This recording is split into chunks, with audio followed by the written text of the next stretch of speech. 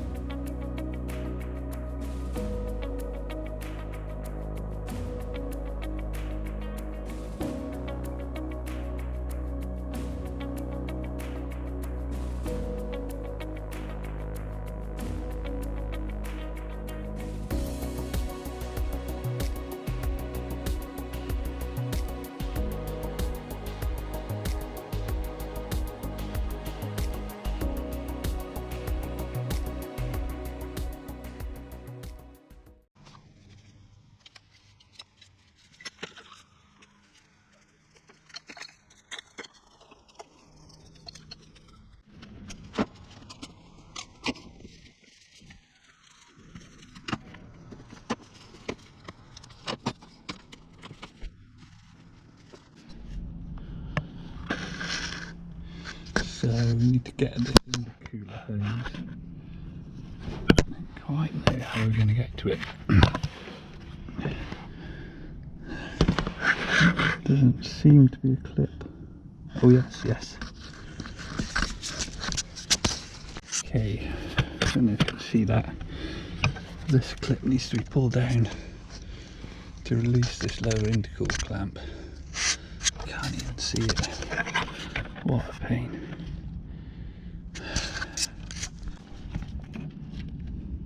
Freed.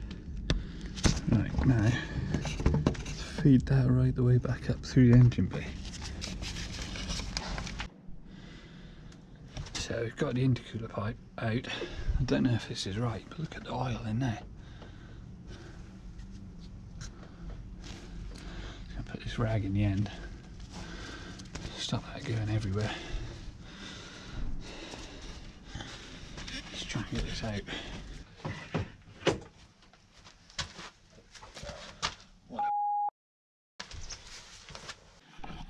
So I just want to check this, see if there's got any splits in the pipe anywhere. It might be giving us a boost issue. Doesn't look like. Well, that pipe feels really soft.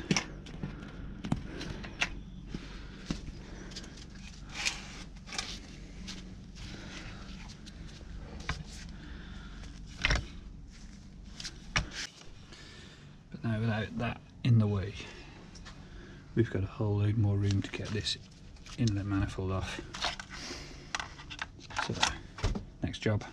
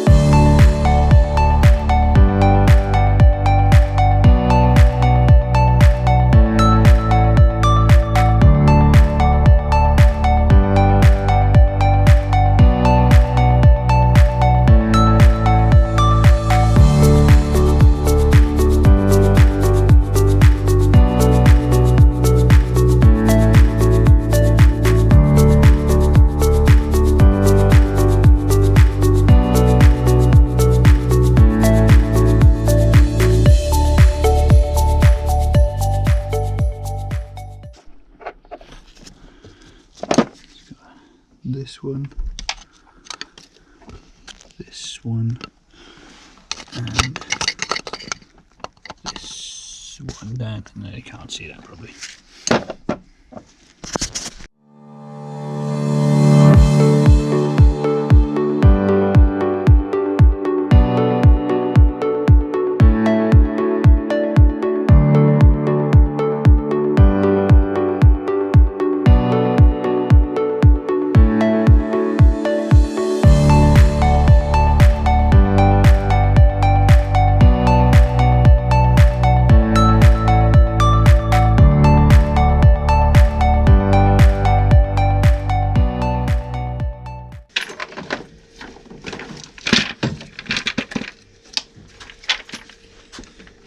There it is. So we cleaned this out a couple of weeks ago. Cleaned the EGR valve, cleaned the swirl flaps. Let's check if they're still moving.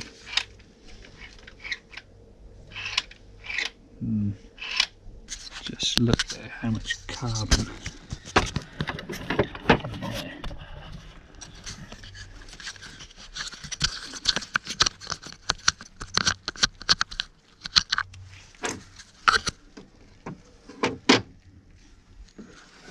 Yeah.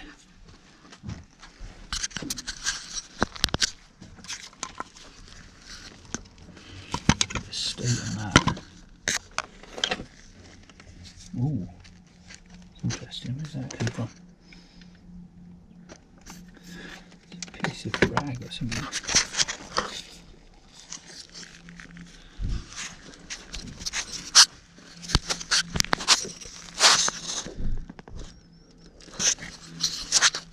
EGR valve, all the intake, pretty heavily carbon, can't see.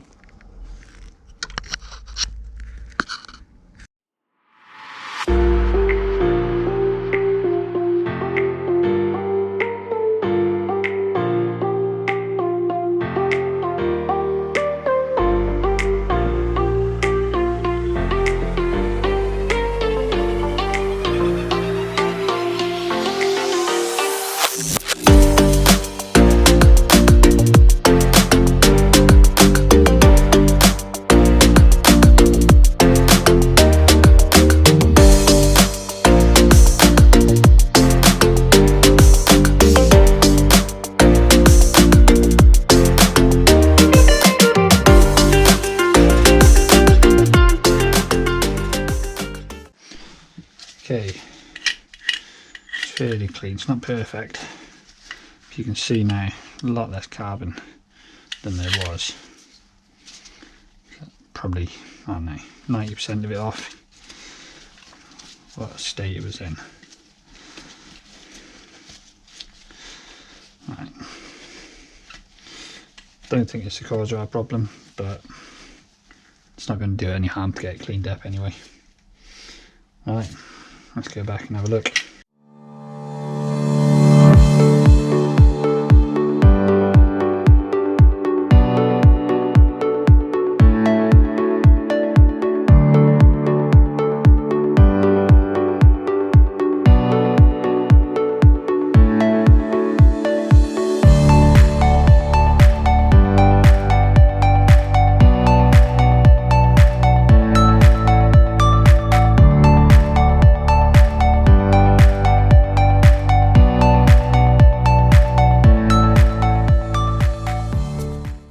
So we've got some 180 grit Scott Bright. I'm just going to clean up these surfaces here. Oh, brilliant, look at that. Make sure we get a good seal.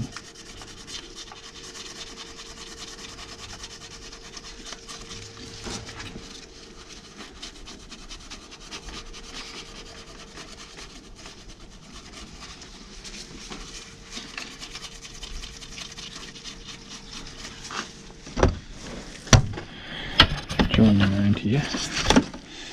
Look at the difference there compared to this.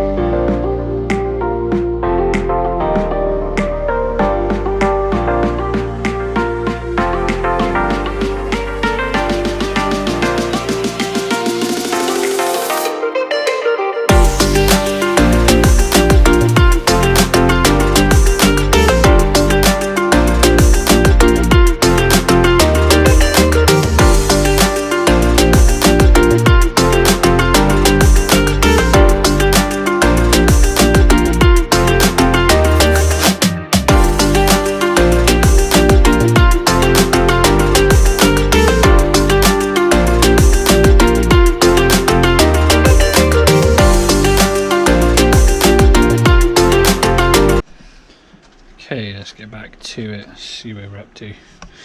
So, we've got intercooler pipe back in, not connected this end yet. Oops, shit. Starting to connect up the sensors again. The only thing I did notice on the air intake temperature sensor down there, it may not have been put in properly when I did it last time. That is the only thing I can see so far, but I don't know if you can see all those not looking good, but oil coming through there. So back on with it, carry on plugging all these sensors in, get it back together.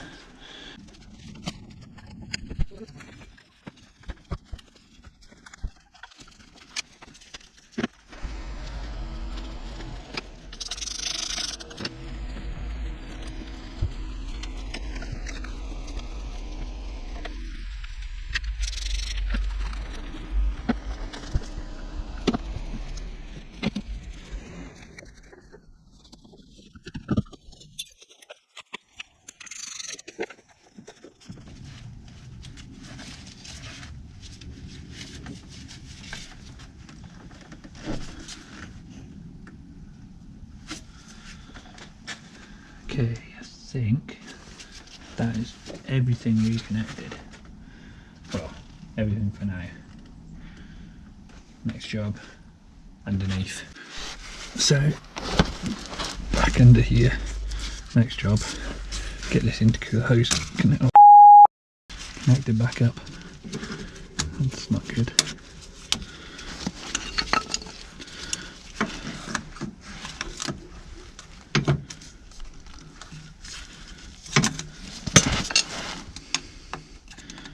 This little clip has to come out.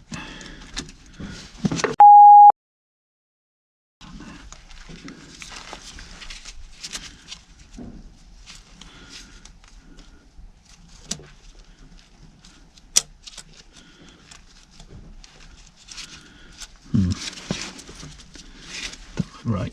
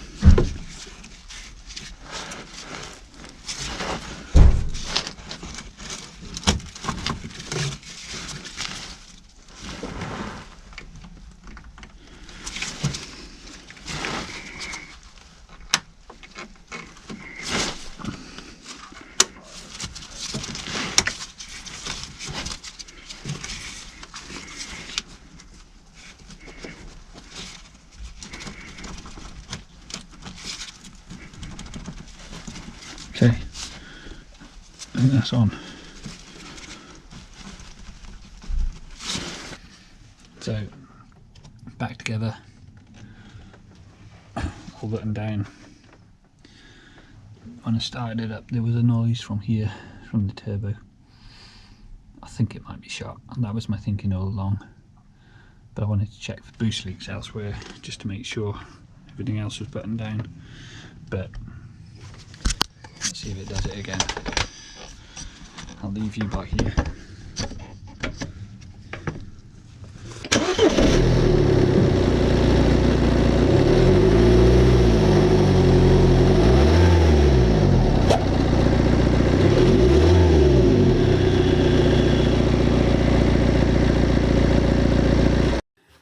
Okay, so that's the end of the first mini video.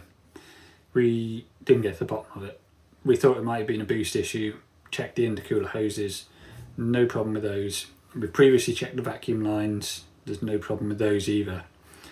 We have been through a few sensors. We changed the mass airflow sensor in the past, we've changed the air intake temperature sensor, we've changed the water temperature sensor, we have changed, what other sensors have we gone on there? Oh, EGR valve has been changed on there, the manifold pressure sensor has been changed on there, and the exhaust manifold pressure sensor has also been changed. The exhaust manifold pressure sensor has a pipe going down from it into the exhaust manifold. That's been cleared of carbon too. We've had the guy come out to do the hydrogen carbon cleaning on it in the past. So we've been through loads of hoops. Previous to this video, I had removed the inlet manifold. I've cleaned all the swirl flaps because there was a swirl flap fault coming up on the diagnostics. So they were really bad, covered in carbon. Cleaned those all off. And it was when we put it back together, this fault kind of came up. So I thought maybe I'd done something wrong putting it back together. Hence this video, going back through, making sure everything was fine and buttoned down properly, which it looks like it is. So there was a little noise, you heard it at the start of the video and then again at the end of the video. I'm thinking maybe it's a little bit of a turbo squeal, maybe the fan blades are just catching the housing. I'm not quite sure. We'll have a bit more of a look into it, but the Mini has some clutch issues. I think it needs a new clutch. It's got quite a rattle, whether that's a timing chain, I know some of these Mini engines do suffer from those, or whether it's an auxiliary belt tensionizer, something like that.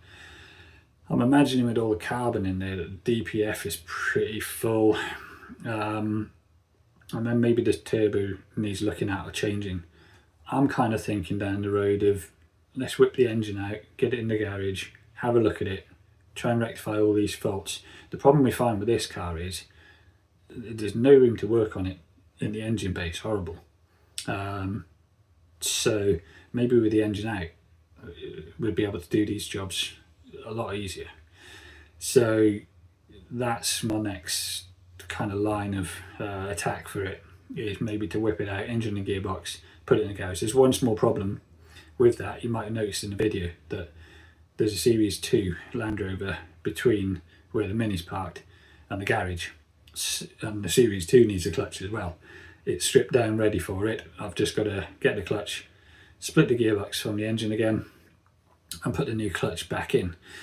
When I rebuilt that Series 2, I stupidly used the old clutch and it's not great. It's a bit of judder, so that needs doing. So that needs moving before I can get to the Mini. So I think the next video is going to be putting the clutch in the Series 2, getting that one moving again, swap round with the Mini, and then I think we'll probably whip the engine out in the Mini and attack those few problems. Anyway, thank you very much for watching. If you like, hit the like button, should be somewhere here maybe, and subscribe somewhere up here. And yeah, we'll tackle a load more in coming videos. Thanks very much.